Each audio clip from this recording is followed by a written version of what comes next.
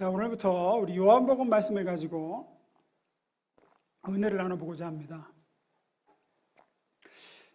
꽤 오래전에, 굉장히 오래전이죠. 요한복음 강의를 한 적이 있는데 이번에는 조금 더 깊게 들어가 보려고 합니다.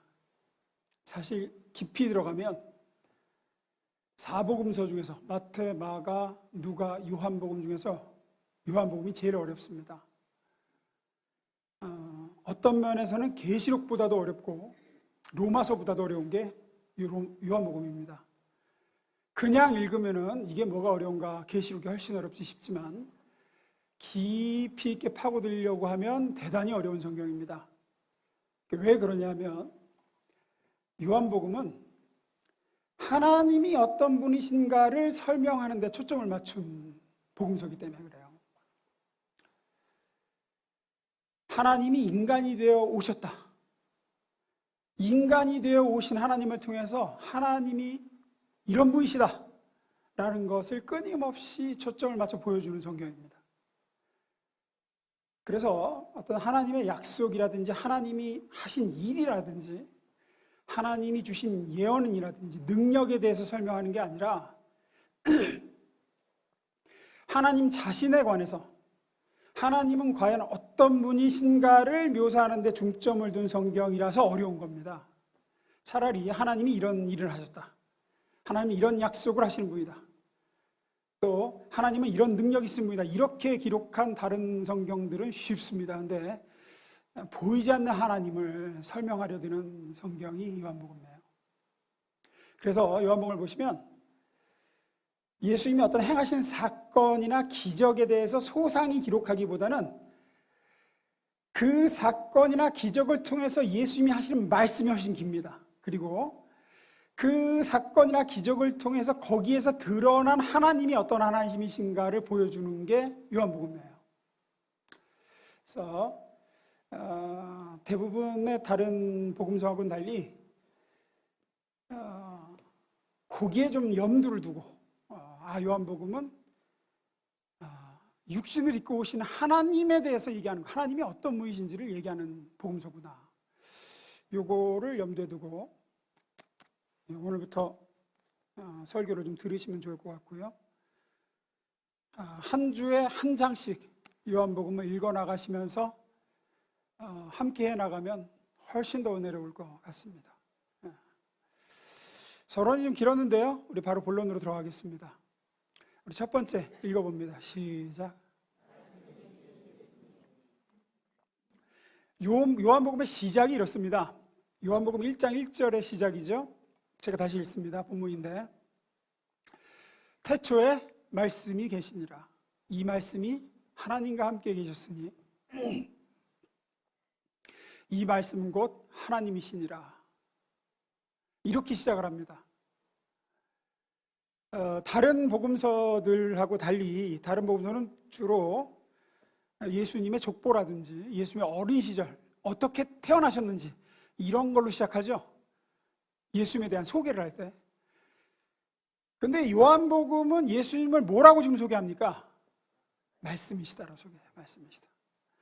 예수님에 관한 묘사가 별칭이 참 많습니다. 우리가 잘 아는 대로 하나님의 어린 양, 독생하신 하나님, 선한 목자 되신 예수님, 길이요 진리요 생명이신 예수님, 흠이 없으신 하나님의 아들, 여러 가지 이 별명들이 예수님께 있는데 요한복음은 굉장히 생소하게 표현하죠.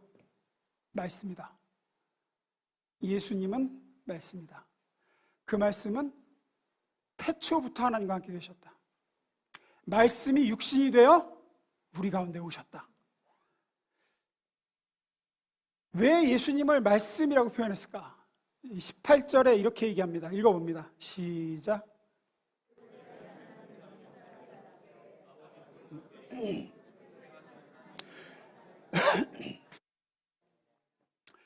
잘 보세요. 중요한 구절이죠. 하나님을 본 사람이 있다고요, 없다고요? 없습니다. 태초이로 지금까지 하나님을 직접 대면하여 본 사람이나 만난 사람이나 없습니다. 인간은 하나님을 육신을 입고 영이신 하나님을 뵐 수도 없고 만날 수도 없습니다. 누구도, 그러니까 뭐 어디서 내가 하나님을 천국 가서 뵙고 왔다, 이거 다 정신 나간 거 아니면은 이단 아니면은 사기꾼입니다. 하나님을 본 사람은 없습니다. 그런데 뭐라 그러느냐? 본래 하나님을 본 사람이 없지만 아버지 품속에 있는 독생하신 하나님이 어떻게 했대요? 잘 보세요. 나타나셨느니라가 아니에요. 나타내셨대요. 내셨대요. 나타나셨다와 내셨다는 전혀 다릅니다. 나타나셨다는 내가 예수다고 짠 나타나셨다는 거고, 그 독생하신 하나님이 나타냈다는 무언가를 보여줬다는 거죠. 나타냈다는 거죠. 뭘 나타낸 걸까요? 하나님입니다. 예. 이 구절에 하나님을 본 사람이 없지만 하고 앞에 서두를 깐 이유는, 하나님을 본 사람이 없지만 아버지 품속에 있는 독생하신 하나님이신, 육신을 입고 오신 말씀이신 예수님이 그 하나님을 우리에게 보여주셨다. 나타내셨다. 바꿔 말해 하나님을 우리가 이해할 수 있게 묘사해 주셨고 설명해 주셨다. 지금까지 하나님 본 사람 아무도 없지만 예수님이 오셔서 그 일을 하셨다. 하나님을 우리에게 나타내 펼쳐 보여주셨다. 왜 예수님을 다른 걸로 표현하지 않고 요한복음은 말씀이다 라고 표현했는지 이 한 구절에 들어있는 겁니다. 말씀이라는 단어는 원래 그 헬라어로 로고스라는 말인데 말이라는 뜻입니다. 말. 태초에 말이 계셨는데 그 말이 육신을 입고 오셨다, 이렇게 해석해도 되는 거예요. 그러니까 이 말이라는, 말씀이라는 단어가 가진 1차적인 의미가 뭘까요? 여러분, 우리가 말을 하는, 말씀이라고 하는, 말이 하는 기능이 뭡니까? 우리는 말을 통해서 우리는 뭘 하죠? 소통을 하고, 또 내 머릿속에만 있는 추상적인 개념, 그거를 다른 존재에게 설명해 주죠. 말을 하지 않으면 몰라요. 내 머릿속에만 있는 생각을 다른 존재에게 나타내 보이려면 말을 해야 돼요. 말을. 따라서 우리가 아무리 훌륭한 생각을 가지고 있고 아무리 뛰어난 아이디어를 가지고 있어도 그것이 말로써 설명되고 전달되고 묘사되고 하지 않으면 아무도 그 훌륭한 생각의 진가를 알아챌 길이 없죠. 그래서 말이 하는 1차적인 기능은 설명입니다. 묘사입니다. 말은 설명하고 전달시키기 위해서 주어지고 존재합니다. 그래서 우리 속담에 벙어리 냉가슴, 벙어리 뭐라 그랬어요? 벙어리 냉가슴, 꿀먹은 벙어리. 이 속담이 만들어질 때쯤에는 그 시대에서 제일 단 게, 제일 맛있는 게 꿀이었죠. 꿀. 제일 단 건 꿀이었어요. 인간이 만들어낼 수 없는 단맛을 자연에서 얻을 수 있었는데 그게 꿀이었죠. 그 맛은 기가 막힌데 설명할 도리가 없어. 왜? 말을 못하니까, 벙어리니까. 그러니까 눈만 껌뻑껌뻑하고 있는 걸 이제 꿀 먹은 벙어리. 또 이거를 내 머릿속에 있고 내 가슴 속에 있는 거를, 이거를 좀 설명을 해줘야 되고 전달을 해야 되는데 이게 도리가 없으니까 벙어리 냉가슴이 앉는다 그러는 거죠. 길게 설명드렸는데, 따라서 예수님이 말씀이라는 별칭을 가지시는 이유는 보이지 않는 하나님을 뭐 하는 존재? 설명하시는 거죠. 보여주시고 펼쳐 보여주시고 하나님이 이런 분이시다라고 묘사해 주시는 존재로 우리에게 오셨다는 겁니다. 직접 만나뵐 수 없는 하나님을 설명하는 최고의 방법으로 하나님은 자기 아들을 인간의 모습으로 이 땅에 보내셨다. 그래서 예수님의 다른 별칭이 말씀인 겁니다. 예수님이 오셔서 하시는 행동들, 말씀들, 취하신 태도들, 감정의 변화, 자세, 사람을 대할 때 어떻게 대하시나, 이런 모습들 모두 기록된 그 예수님의 언행 하나하나가 전부 하나님이 어떤 분이신지를 가장 잘 보여주는 예수님의 모습이었다는 겁니다. 그래서 성경 중에 제일 중요한 게 복음서입니다. 66권 중 제일 중요해요. 예수님이 어떠셨는데요? 가늠하다 현장에서 붙잡혔어요. 그 붙잡히 끌려온 여인을 어떻게 하시죠? 나도 너를 정죄하지 아니하노라. 너희 중에 죄 없는 자가 먼저 저 여인을 쳐라. 예수님이 그 모습을 통해서 보여주신 건 뭡니까? 하나님은 그런 분이시라는 겁니다.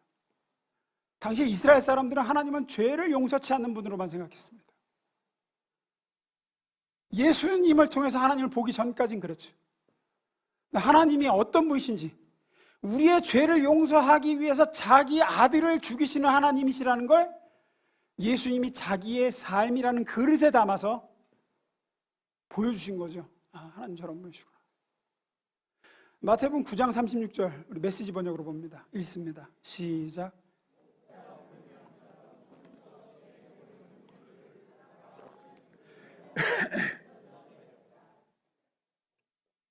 제가 메시지 번역을 좋아하는 이유 중에 하나입니다.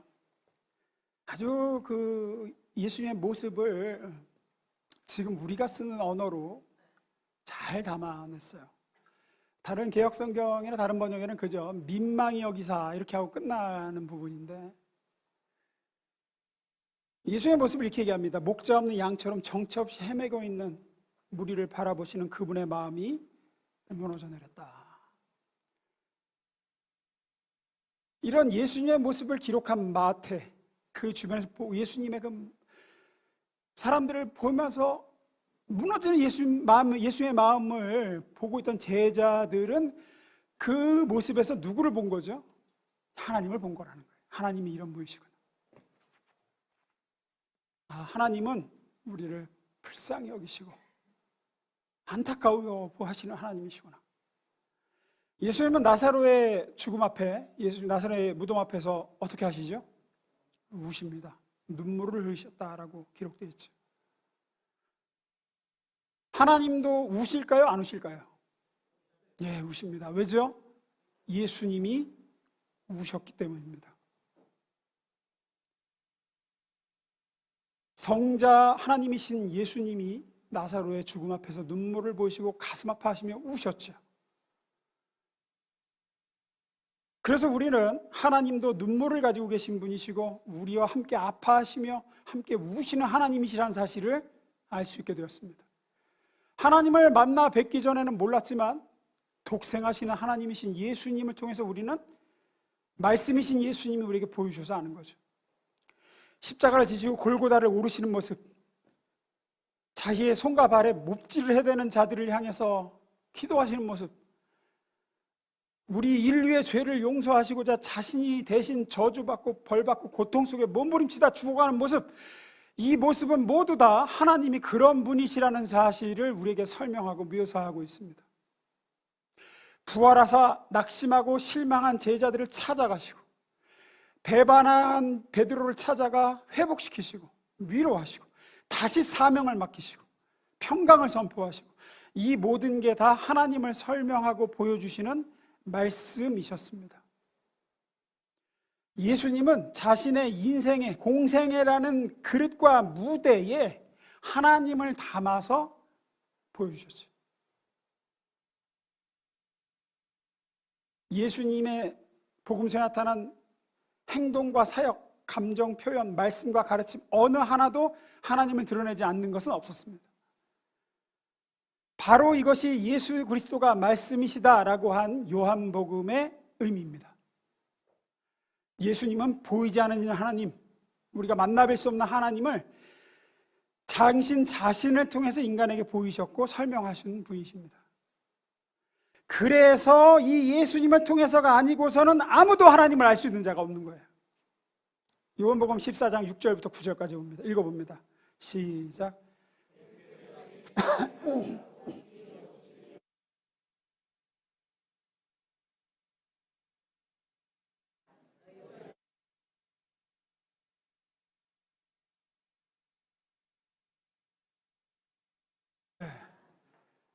나로 말미암지 않고는 아버지께로 올 자가 없다. 왜?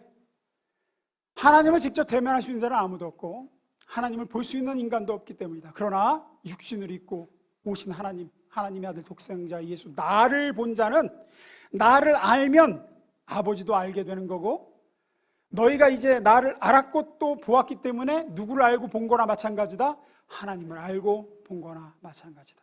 그 다음 절에 이렇게 말씀하시죠. 빌립이 이르되 주여 아버지를 우리에게 보여주옵소서. 방금 얘기했잖아요. 예수님이 나를 봤으면 된 거라고. 근데 이게 못 알아듣고 빌립이 아버지를 또 보여달라니까 예수님이 답답하셔가지고 예수께서 이르시되 빌립아,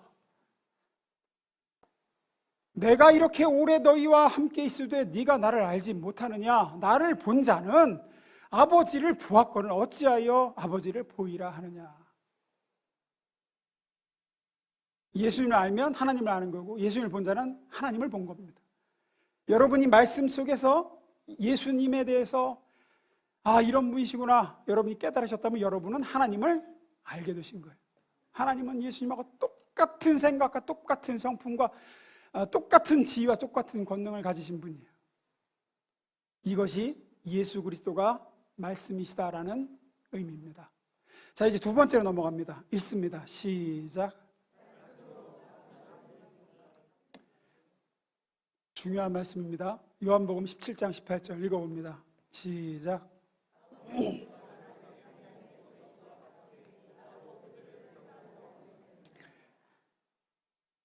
이게 상당히 무서운 말씀입니다. 예수님이 뭐라 그러시냐? 하나님께 기도하시는 모습이죠. 아버지께서 나를 세상에 보내신 것과 같이에 동그라미 쳐야 돼요. 같이. 어떻게 보내셨는데요? 뭘로 보내셨다고요? 말씀으로 보내셨어요. 하나님을 알지도 보지도 못하는 눈먼 자들에게 하나님은 이런 분이시다라고 보여주는 존재로 아버지께서 나를 보내신 것과 똑같이 나도 그들을, 여기서 그들은 누굴까요? 좁게 보면은 제자들이고 넓게 보면 우리입니다. 나도 저들을 세상으로 보냈습니다. 요한복음 20장 21절입니다. 또 한 번 이 말씀을 하시죠. 부활하신 예수님께서 하신 말씀이죠. 제가 읽습니다. 예수께서 또 이르시되 너에게 평강이 있을지어다. 아버지께서 나를 보내신 것 같이 나도 너희를 보내노라. 뭐로? 말씀으로.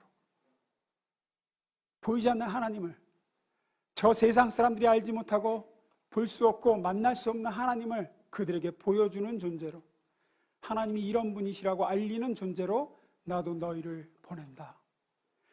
대단히 중요한 말씀입니다.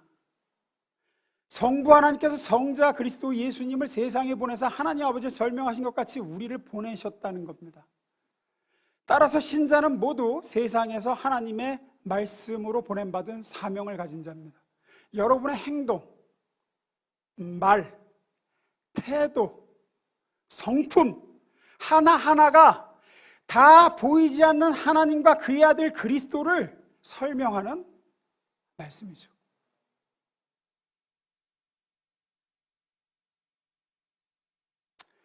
우리는 실제로 내가 하나님을 믿는 신자다라는 사실이 드러난 다음부터는 우리 주변에 하나님을 알지 못하는 자들에게 원하든 원하지 않든 하나님을 계시하고 보여주는 존재로서 원하든 원하지 않든 드러나게 됩니다. 알게 모르게 그들은 우리를 계속 봅니다.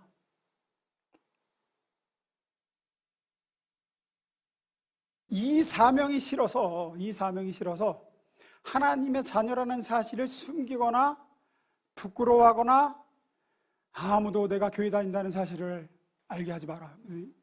노량해전의 이순신 장군처럼 누구도 내가 예수를 믿는다는 사실을 알아서는 안 된다. 이렇게 해서는 안 됩니다. 그거는 우리에게 주어진 사명을 스스로 거부하고 그 소명에 등 돌리는 것이기 때문이죠. 예수님이 마태복음에서 이렇게 말씀하십니다.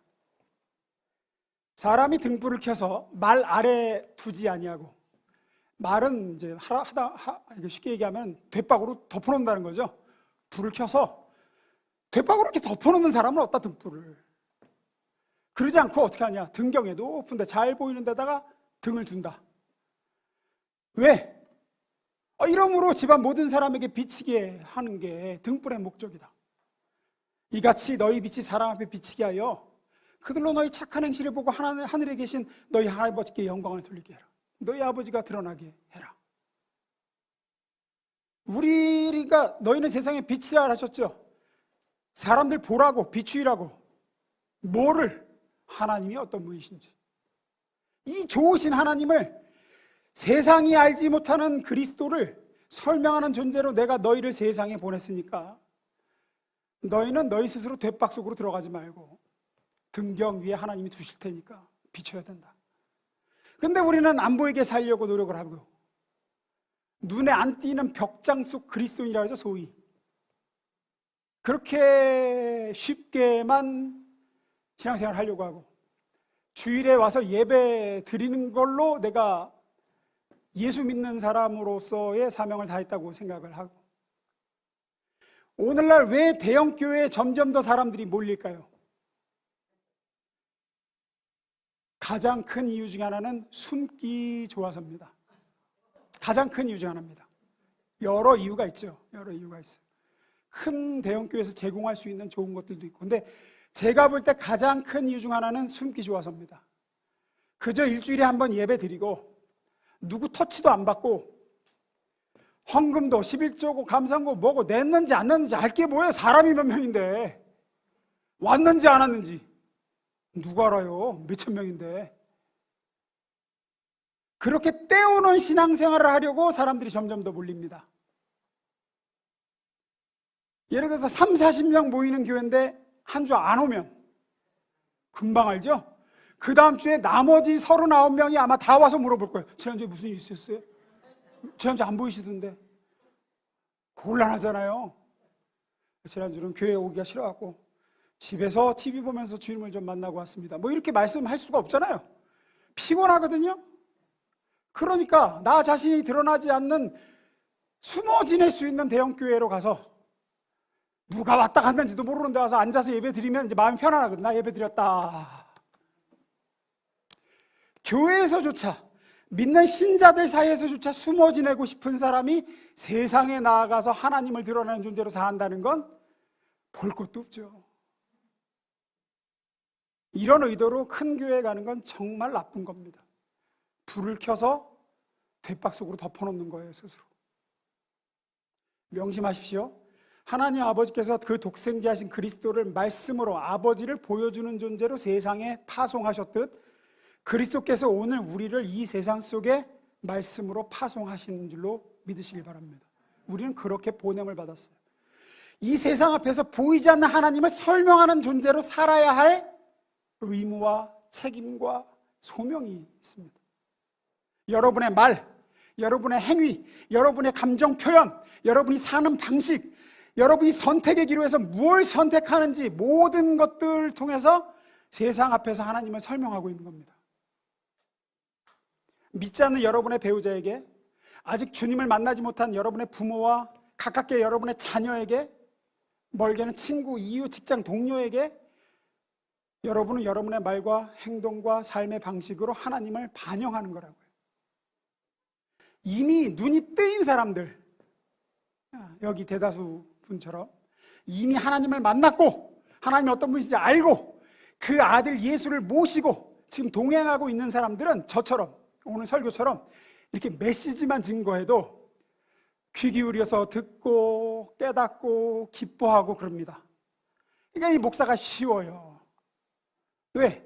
듣고 싶어서 앉아있는 사람이 대다수거든요. 이미 눈이 뜨인 사람들에게 저걸 보십시오 하는 건 되게 쉬워요.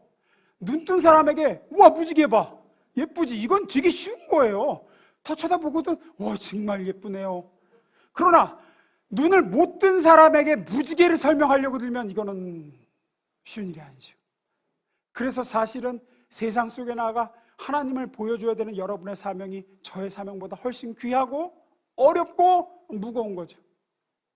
아직 눈 뜨지 않은 사람들, 아직 하나님을 못 만났고 예수를 믿지 않는 사람들은 저처럼 이렇게 메시지만 전달해봐야 귀뚱으로도 안 듣습니다. 관심을 가지질 않아요. 무엇보다 깨닫지를 못합니다. 성령이 그들 속에 계시지 않아 하나님 말씀을 깨닫지 못해요. 예수님이 하나님을 보여주는 말씀이라고 얘기해봐야 하나도 못 깨달아요. 근데 여러분이 다 깨닫고 여러분 안에 성령이 내주하셔서 아멘으로 말씀을 받으시잖아요. 이 목사가 편해요. 하지만 그럼에도 여러분은 이 어려운 일을 감당해야 될 사명을 주님께로부터 우리가 받았습니다. 우리 인생이라는 무대와 그릇에 하나님을 담아서 일상이라는, 여러분의 삶이라는, 여러분의 말과 행동이라는 이 스토리에, 컨텐츠에 녹여서 보여줘야지 좀 봐요. 메시지만 전해서 안 보고 삶으로 녹여 보여줘야 예수 안 믿는 사람들은 본다고요. 내가 하나님은 모르지만 저 사람을 보니까, 하나님 믿는 사람이 저러는 걸 보니까 저 사람이 믿는 하나님은 어떤 하나님인지 내가 조금 알 것 같다. 이렇게 되는 거죠. 2년 전에 넷플릭스에 올라온 드라마 오징어 게임이라는 드라마가 우리나라를 넘어서 전 세계에 엄청난 인기와 화제를 불러 모았습니다. 아주 그 K-드라마의 위상을 높였던 드라마죠. 다들 보셨으리라고 생각합니다. 안 보셨으면 어쩔 수 없습니다. 오늘은 다 보셨을 거로 믿고 제가 그냥 얘기를 할 거니까. 기생충이라는 영화가 우리 사회에서 상류층과 하류층 사이에 어떤 넘을 수 없는 벽을 보여주는 이야기를 담은 영화였다 그러면, 이 오징어 게임이란 드라마는 우리 사회에서 상대적으로 너무 가난하고 돈이 없어서 벼랑 끝에 내몰린 사람들이 돈을 위해 456억이죠. 그 456억이라는 상금, 벼랑 끝에서 자기를 건져줄 수 있는 그 돈을 위해서 물불을 안 가리고 서로 죽고 죽이며 경쟁하는 적자 생존의 현실을 적나라하게 표현한 이야기가 이 오징어 게임이라는 드라마였어요. 사실은 우리 이야기입니다. OECD 모든 국가 중에 그 개인 1인 사업장이 제일 많은 나라라 그러죠. 왜? 먹고 살 게 없으니까 다 개업을 하는 거예요. 이거 차리고 저거 차리고. 근데 땅덩어리는 좁고 인구는 한정돼 있는데 그 많은 사람이 먹고 살려면 방법이 없어요. 저 가게가 망해야 내 가게가 살고. 치킨집은 이렇게 많은데 그게 다 잘 될 수는 없거든요. 어느 치킨집은 죽어 없어지고 살아남은 치킨집은 살고. 이게 이제 현실을 반영한 거예요. 이 오징어 게임 같은. 이 드라마를 보면 주인공 성기훈이라는 주인공이 나옵니다. 이정재 배우가 연기를 했죠. 주인공 성기훈과 그 주인공 기훈이와 같은 동네에서 나고 자란 똑똑한 서울대 출신 조상우가 있습니다. 이 둘이 마지막 경기에서 부딪히게 됩니다. 근데 이 마지막 경기에서 주인공 기훈은 찌질하지만 이 마음이 따뜻한 사람이죠. 그래서 이 기훈은 자신이 여기까지 올 수 있었던 건 다른 사람들의 희생과 도움 덕분에 내가 마지막 라운드까지 왔다라고 얘기해요. 승자는 패자 덕분에 존재한다는 걸 압니다. 우리 가게가 안 망한 건 망이 없어진 가게들이 이렇게 전에 있었기 때문에 누군가는 눈물을 흘려서 내가 여기까지 왔다, 뭐 이런 걸 알고 있는 거죠. 이 경쟁사회 속에서. 하지만 이 상호는 다르죠. 자기가 여기까지 살아남은 것은 온전히 자기 힘이었고 죽을 힘을 다해서 내가 열심히 노력했기 때문이라고 말합니다. 마지막 대결을 잘 보시면 그런 상호를 향해서 기훈이 이 진리를 깨달은 사람이 그렇지 못한 사람을 향해 가지고 있는 안타까운 눈빛으로 바라보는 모습이 나와요. 네가 네 힘으로 여기까지 왔다고? 라고 하면서. 그리고 결국 살아남은 건 이 주인공이죠. 주인공 이 성기훈이 살아남을 수 있었던 건 가장 강했기 때문이 아닙니다. 남을 배려할 줄 알았기 때문이라는 게 그 드라마의 메시지예요. 겁 많고 무능하고 찌질한 사람이지만 드라마상에서 내내 지면 자기가 죽을 수 있는 게임인데도 자신에게 이익이 되는 선택보다는 누군가를 도우려고 하고, 유리로 된 징검다리 건너는 게임이 있거든요. 거기도 맨 마지막에 우물쭈물하다 2명 남았어요. 번호는 다 중간 꼽았고 번호는 1등 아니면 맨 꼴등 번호가 남았는데 어떤 사람이 간곡히 한 사람이 부탁하죠. 나 살면서 한 번도 1등 못 해봤는데 제가 1등을 좀 가져가면 안 될까요? 또 양보를 해요. 가져가라고. 또 양보를. 근데 알고 봤더니 그 유리로 된 징검다리를 건너는 순서였고 맨 꼴등을 잡은 자기가 살아남죠. 이건 거의 그런 식이에요, 드라마가. 보시면 계속 약자를 챙기고 생사의 갈림길에서도 그 드라마상에서 가장 약자였던 치매 걸린 할아버지를 챙깁니다.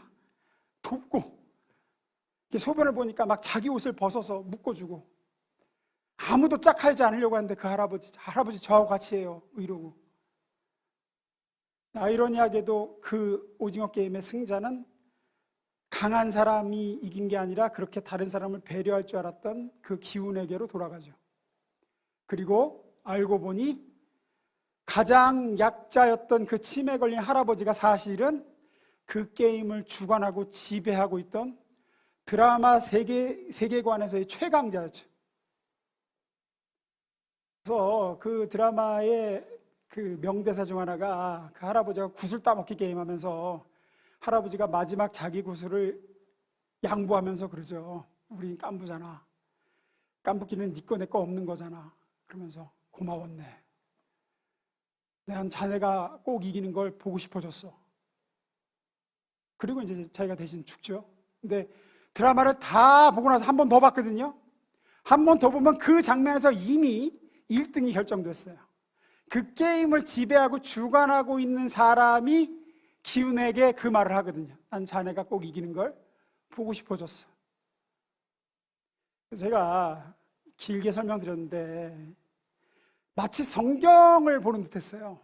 작가가 어떤 분인지는 잘은 모르지만 크리스찬이 아닐까? 적어도 성경 말씀을 아는 사람이 아닐까? 왜냐하면 그 드라마 내내 보여주고자 하는 메시지 중 하나가 이거예요. 지극히 작은 자 하나에게 한 것이 내게 한 것이니라.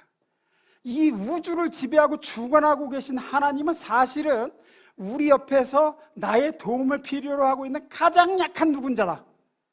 그를 도울 때 은밀한 중에 보시는 아버지께서 갚으시리라. 이 메시지가 이제 담겨 있는 거죠.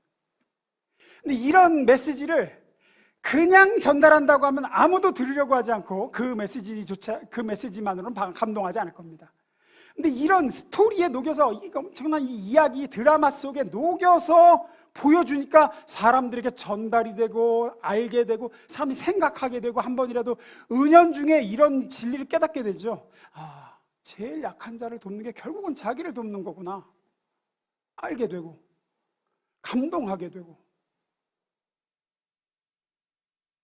성자 하나님이신 예수님의 성육신과 그분이 이 땅에서의 삶이 그것이었습니다.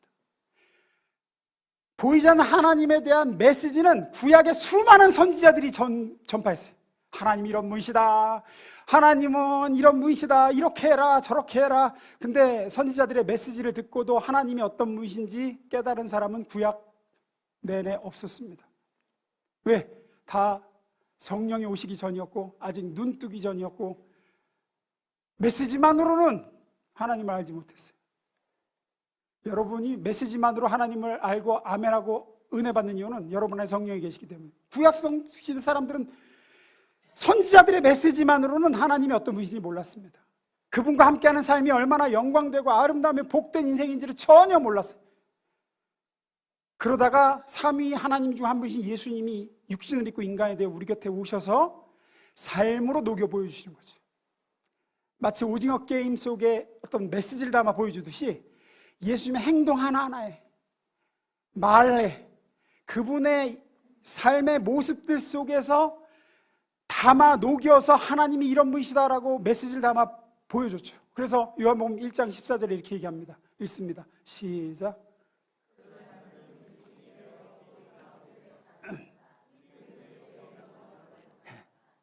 하나님의 영광을 봤습니다.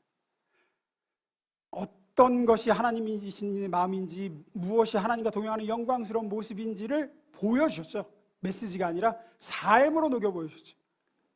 결과 사람들이 보았고 알게 되었고 믿게 되었고 하나님을 보지 못한 자들이 하나님께 나와 새 삶을 예수를 통해 얻게 되었습니다. 그 예수님이 자기의 사명을 마치시고 말씀으로서의 사명을 마치시고 하늘로 돌아가셨죠. 이제는 그 일을 누가 이어서 해야 된다는 겁니까? 우리가 해야 된다는 거죠. 먼저 예수를 믿어 눈이 뜬 우리들, 하나님이 어떤 분이신지 알고 있는 우리들, 하나님을 모시고 사는 우리가 우리의 삶으로 이 메시지를, 보이지 않는 하나님을 녹여서 보여줘야 된다는 얘기입니다. 그러지 않으면 믿지 않는 사람들은 듣지 않습니다. 하나님을 볼 수 없습니다. 우리의 매일의 모든 일상의 대화, 행동, 감정 표현, 선택하는 모습, 이렇게 내 인생이라는 이야기 속에, 그릇에 내가 믿고 의지하고 동행하고 있는 나를 구원하신 하나님을 담아내야 세상 사람들이 그 하나님을 볼 수 있고 알 수 있게 됩니다. 우리의 인생은 그런 의미에서 무대이고 그릇입니다. 우리는 이 인생이라는 그릇에 보이지 않는 하나님을 담아 하나님을 보지 못하고 알지 못하는 사람들에게 그분의 마음과 사랑을 보여줘야 돼요. 말 한마디를 하더라도 여러분의 삶의 모습을 통해서 녹여서 보여주는 거죠. 우리가 어느 시대에 태어났고 어떤 조건 속에서 자랐고 뭐 어떤 부모님을 만났고 무슨 재능을 갖고 있고 어떤 기질인지 이런 거는 하나도 중요하지 않습니다. 그건 그릇이기 때문이에요. 거기에 무엇을 담아서 보여주냐가 중요하죠. 그릇의 가치는 그릇이 결정하는 게 아니라 그릇에 담겨있는 뭔가가 결정합니다. 그래서 성경은 뭐라 합니까? 우리가 이 보배를 질그릇에 담았으니, 하나님이 우리에게 준 정황, 삶의 환경, 내 인생의 어떤 여러 가지 재능이나 요소들 속에 그 그릇에 하나님을 담아서 세상 사람들에게 보여주는 겁니다. 우리가 이걸 모르면 그릇 바꾸는 싸움에 목숨을 걸어요.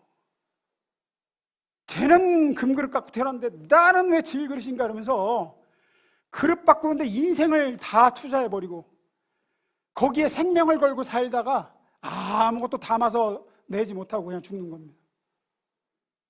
하나님이 이런 나 같은 보잘것없는 그릇에 하나님을 담아 세상에 보여주시기를 원하시는가, 이거를 제대로 이해하지 못하면 사실 우리는 예수 믿는다는 건 그냥 빨리 죽는 게 복입니다. 그래서 이외에 복일 게 없어요. 죄 많은 세상 뭐하러 더 삽니까? 하나님을 반영하고 나타내 보이는 사명을 감당하지 못할 바에는 빨리 죽어서 주님 계신 고통 없는 천국 가는 게 최고의 복입니다. 하나님이 그렇게 안 하시고 우리를 구원하신 이후에 이 땅에 남겨두신 이유는 이 말씀으로서의 사명을 감당하게 하심이죠. 말씀 마무리 있습니다. 우리가 하나님을 알지 못하고 믿지 않는 자들에게 하나님이 어떤 분이신지를, 하나님이 어떻게 당신을 사랑하셨는가를 보여줘야 됩니다. 아무리 말해줘도 메시지만 갖고는 알지 못하고 듣지 못합니다. 지금 이 자리에 계신 여러분들은 이미 믿고 눈뜬 사람이기에 알고 듣고 좋아하지만, 안 믿는 사람들은 눈 뜨지 못했기에 그 빛을 보지 못하고 메시지만 듣고는 절대로 회개하지 않습니다. 그것을 담아낼 컨텐츠가 필요합니다. 그릇이 있어야 되고 이야기가 있어야 됩니다. 거기에 녹여서 보여줘야지만 하나님이 보입니다. 그게 바로 여러분의 삶이고 일상이고 여러분의 언행입니다. 말씀이 육신이 되어 우리 가운데 거하시며 하나님을 보여주시고 하나님이 어떤 분이신지를 펼쳐 알려 묘사해 주셨던 예수님처럼 저와 여러분이 말씀이 되어 하나님과 그 아들 예수를 그 안에 담아 보여주는 보배의 질그릇이 되는 그런 사명을 감당할 수 있게 되기를 주의 이름으로 축원합니다. 저런 인간이 진짜 아니었는데, 내 친구인데 저게 예수를 믿더니 저게 하나님을 믿는다 그러더니 달라졌단 말이에요. 저런 선택을 할 애가 아닌데 하나님 믿고 나서 그렇게 이기적이고 지밖에 모르는 선택을 하던 인간이 다른 선택을 해요. 말과 행동이 변했어요.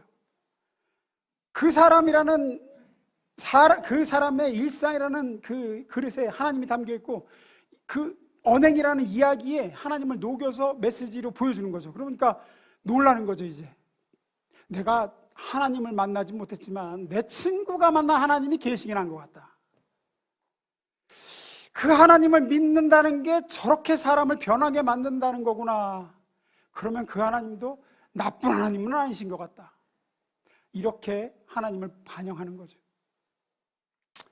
모든 게 그렇지만 이걸 우리 힘으로는 절대 못합니다. 요 구절 읽고 마칩니다. 요한복음 다시 20장 21절 22절 봅니다. 예수께서 또 이르시되 너에게 평강이 있을지어다. 아버지께서 나를 보내신 것 같이, 말씀으로 보내신 것 같이 나도 너희를 세상에 하나님을 보여주는 말씀으로 보낸다. 그 다음 구절이 중요합니다. 이 말씀을 하시고 이 사명을 맡기시고 그 다음에 뭘 하세요? 그들을 향하사 숨을 내쉬며 이르시되 성령을 받으라. 너희 힘으로는 하나님 못 보여준다. 성령을 받아라. 사도행전 10장 38절에 하나님이 나사렛 예수에게 성령과 능력을 기름 붓듯 하셨음에 그렇게 성령을 부어주셨기 때문에 그가 두루 다니시며 선한 일을 행하시고 마귀에게 들린 모든 사람을 고치셨으니 이는 하나님이 함께 하셨음이라. 우리도 저와 여러분에게도 하나님께서 예수에게 부으셨던 성령과 능력을 기름 붓듯 하사 우리로 하여금 두루 다니며 선한 일을 행하게 하시고 마귀에게 눌린 모든 사람을 고치며 하나님이 함께함을 모든 사람에게 알려주고 하나님이 어떤 분이신지 보여주는 인생을 살게 되기를 소원합니다. 기도하겠습니다.